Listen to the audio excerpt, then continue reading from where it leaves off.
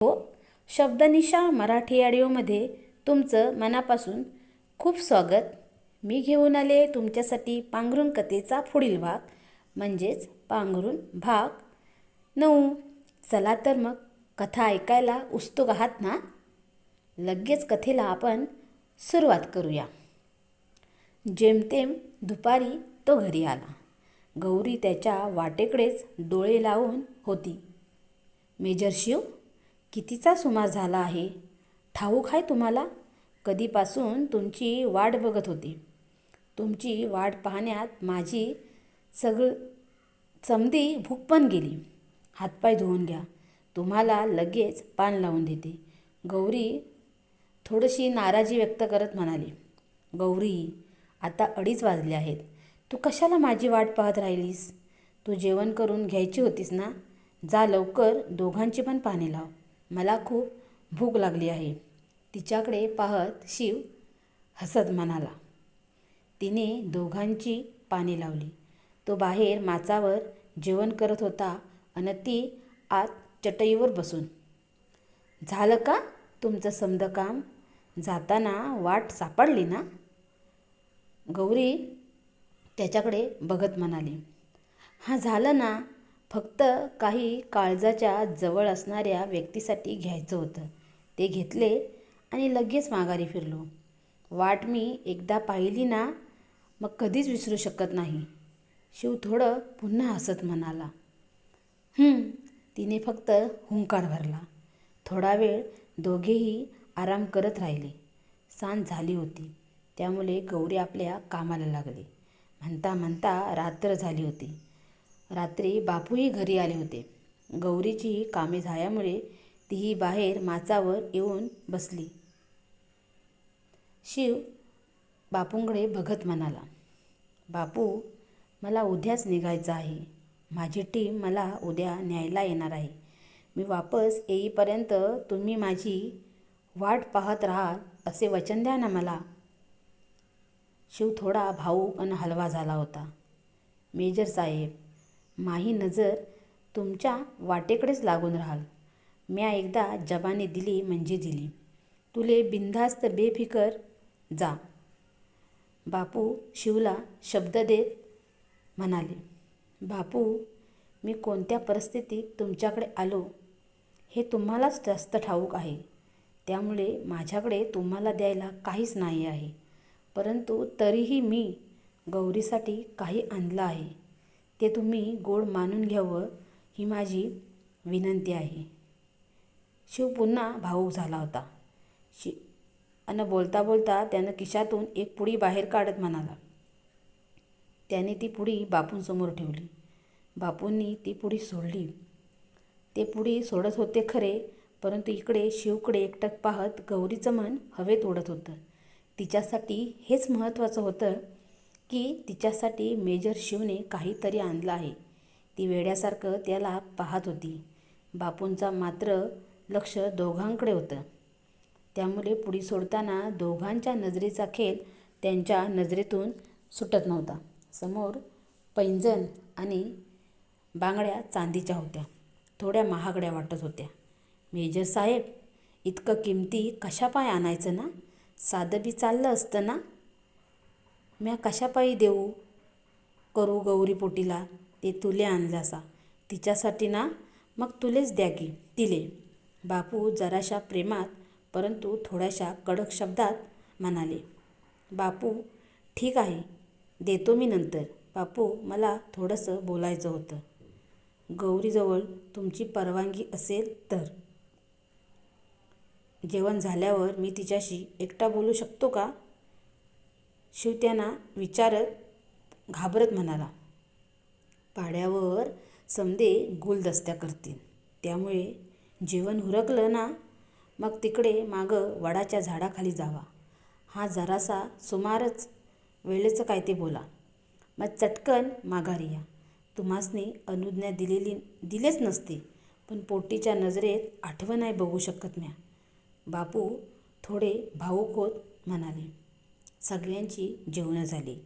गौरीने आपली कामे लवकर उरकली. शिव पुढे गेला. मागून गौरीही गेली. वडाच्या झाडाचा छान वारा लागत होता. त्या वाऱ्यात निशिगंध, गुलबक्षी यांचा सुगंध मंद मंद दरवळत होता. शीतळ चांदणे पांघरलेले होते, तर चंद्र ढगाआडून पाहत होता. निर्जव शांतता मनाला भेदत होती. वातावरण निर्भल होतं आणि दोघांच्याही मनात प्रेमाची एक वेगळीच ओढ होती. गौरी पारावर बसली तसा तोही बाजूला बसला. त्याने तिचा हात आपल्या हातात घेतला. तिने मात्र लाजून नजर खाली घेतली होती. गौरी, माझ्याकडे बघणार नाही आहेस? थोडाच वेळ आहे आपल्याकडे. मला उद्याच निघायचं आहे. त्याआधी तुझ्यासोबत थोडा वेळ घालवायचा होता. गौरी, मला जाणवतं आहे ग, मी तुझ्याशिवाय अपूर्ण आहे.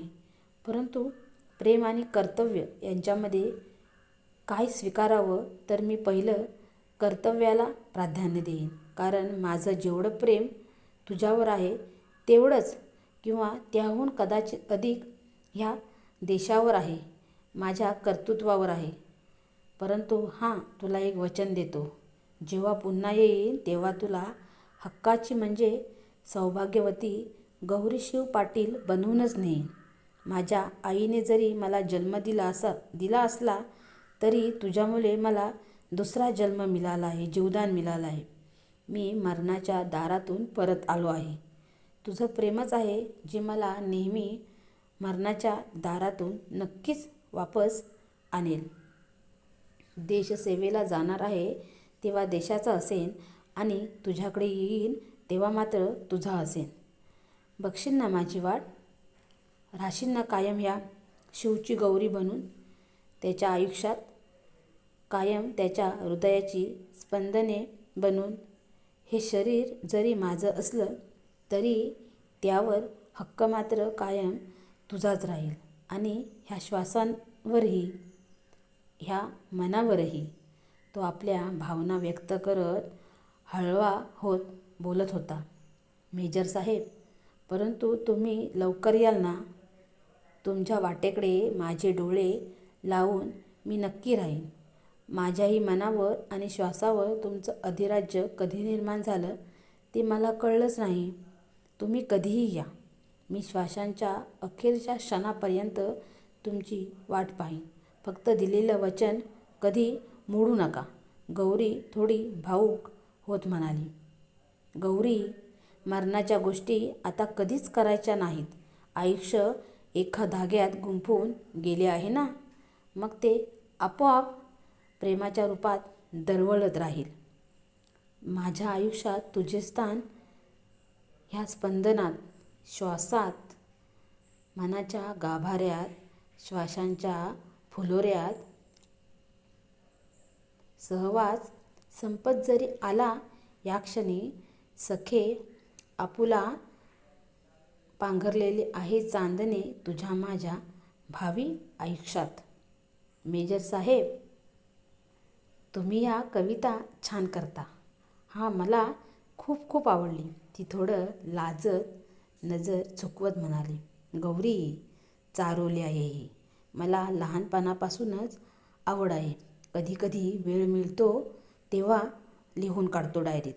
आता तू आयुष्यात आहे ना, मग अधिक सुचत जातील. म्हणतात ना, प्रेमात पडल्यावर माणूस कवी होतो.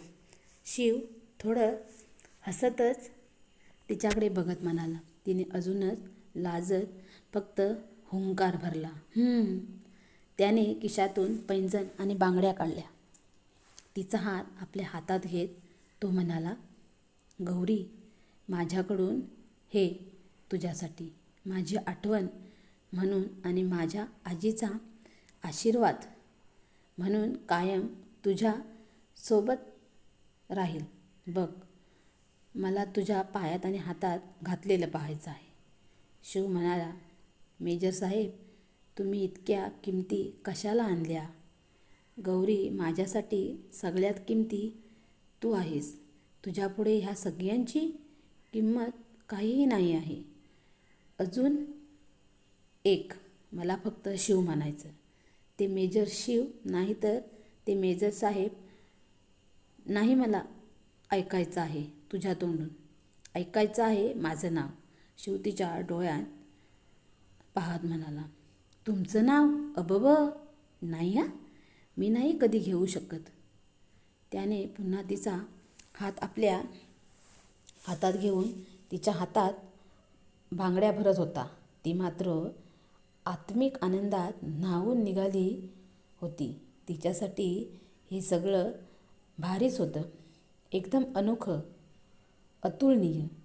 दोघेही भान हरपून एकमेकांना पाहत होते. जणू दोघांना प्रेमाची एक नशा प्रेमात अखंड उडवत होती. तिच्या हातात बांगड्या घातल्यानंतर तो कधीच पाराच्या खाली तिच्या पायांजवळ बसला होता. त्याने एका हाताने तिचा पाय आपल्या हातात घेतला अन त्याचा स्पर्श होतात ती अंग अंग शहारून गेली. डोळे आपसुकच मिटले गेले. तो तिच्या चेहऱ्याकडे पाहत होता. तिच्या मनातली ओढ त्याला कळत होती, परंतु आपली मर्यादा काय आहे हेही त्याला माहीत होते. तिचं वयच होतं ते भावनांच्या भरात वाहणारं, भावनांच्या आहारी जाणारं, परंतु तो सुज्ञ होता. त्याने तिचा दुसरा पाय हातात घेऊन तो त्यात पैंजण घालू लागला आणि त्याचबरोबर पुन्हा त्याचा झालेला स्पर्श तिला वास्तव्यात घेऊन आला. मेजर शिव, नको, मी घातले माझ्या पायात, तुम्ही नका माझ्या पायाला हात लावू, मला पाप लागेल.